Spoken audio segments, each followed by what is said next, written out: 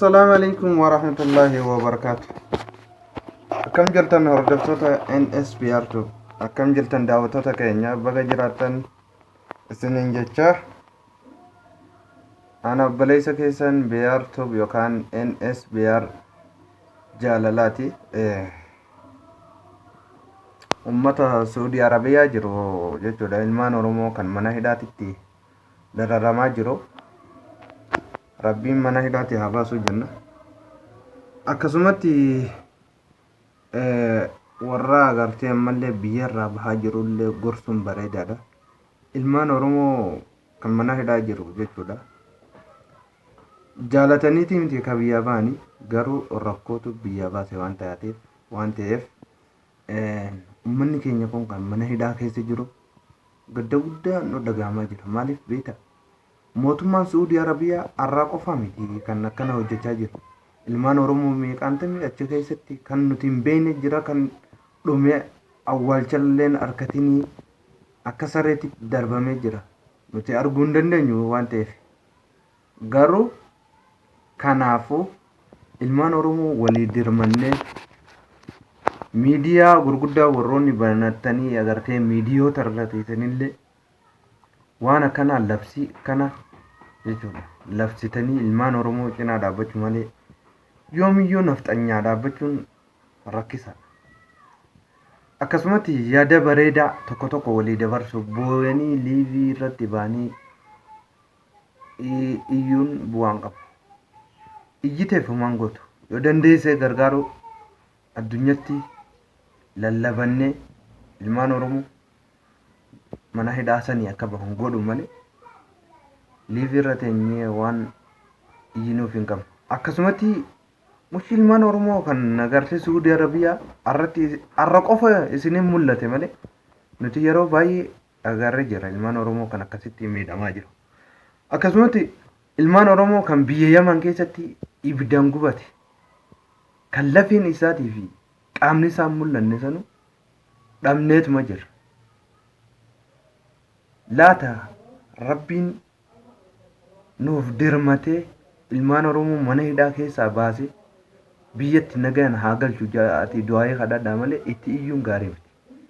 Ilmaan Rabbiyyaa ittiin iyyinaa ilmaan Oromootitti akka galan haala itti gadhiifamu addunyatti lallabaa ilmaan Oromoo mana hidhaa jiru hidhaa nu baasaa ja'a. Warroonni yuutuubaan gara feesbuukaatiin gara teelegiraamaan waan hunda intarneeta gara feeteetiin fayyadamaa jirtan took irratti illee baatu jechuudha. Akkasumatti yaada lama dabarfadheetiin jira. Yaada sadaffaa jechuudha. Sadaffaa ilmaan Oromoo kan mana hidhaa jiru osoo arguu ilmaan Oromoo biyyaa bahanii daandii Somaaleetii fi Yamanii fi qaxxaamuranii Suuditti ammallee yaa'aa jiru. Kunis gorsuu qabdan, namuu gorsuu qabdan. Ilmaan Oromoo kan mana hidhaatti dhumaa jiru hin argani. Obboleeyyan isaanii kan mana hidhaatti dhumaa jiru osoo argu kaan biyyaa ba'ee daandii Somaaleetii fi daandii Baharaa kana Yaman keessa qaxxaamure ammallee itti deemaa jiru.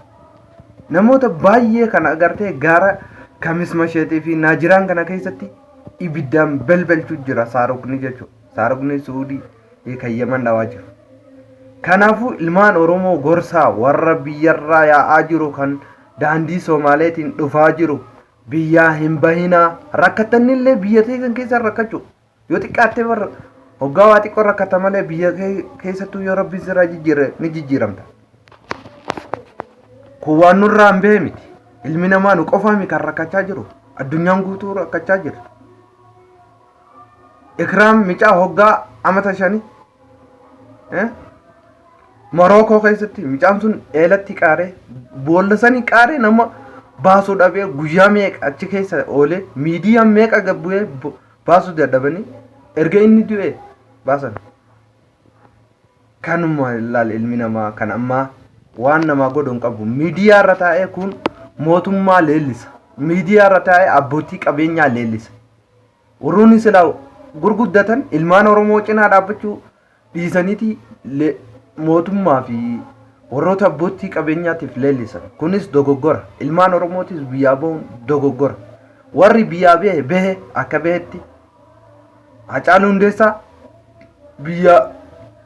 biyya irraa bahu nama dhibu biyya galuutu nama dhibaa jedhe. Kanaafuu ilmaan Oromoo warri biyyaa bahe warri hin bahin immoo biyya keessan teessanii rakkadhaa biyya teessan keessatti. Du'ullee biyya isaa keessa yoo du'e barra bakka awwaalchaa argata.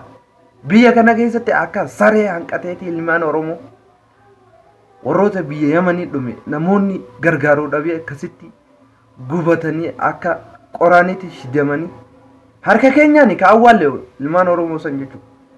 Ani isaanirraa tokko warra agartee awwaalle sanirraa tokko. Lammiin Oromoo kan gaafas sababa saniitiif hiriira ba'anii akka qomaamaa wayiiti wali qabanii adaniin naqanis nima jira rakkateetuma jira. Kanaafuu ilmaan Oromoo ka Saudi Arabiyaa qofa osoo hin ta'in ka addunyaarra jiraatu hundaaf lallabanii iyyuudha malee tokko ka Saudi Arabiyaa keessatti hidhame amma nama biliyoona meeqa ka Saudi Arabiyaa keessa hidhame qofa hin seenaa. Namoonni rakkataan biyya Yaman keessatti biyya Liibiyaa keessatti Soomaaliyaa keessatti Dubaay keessatti namoota meeqaa rakkachaa jira. Kanaafuu sheer walii gootanii viidiyoo kana ilmaan Oromoo biraan ga'a malee warroonni miidiyaa gurguddaa irra teessanis waan akkanaa kana yoo gadi hin dhiisin wanni mootummaa leelliftanis hin jiru. Oromummaan isin qabdanillee hin jiru jeetiin amanama. Maaliif miidiyoota nan irraa haasa'u beektu OBS, ONN, FB maal godhu jiru lammii isaaniitiif yoo lallabatin eenyuuf lallabu booda mootummaa leellisuun bu'aa qaba. Kanaafuu baleeyyan kiyya hanganaa dhaamsa isinii dhaamu barbaade. Kanaafuu viidiyoo kana sheer godhaa ilmaan Oromoo biraan gahaa. Guddaa galatoomaa ulfaadhaan isiniin jaa.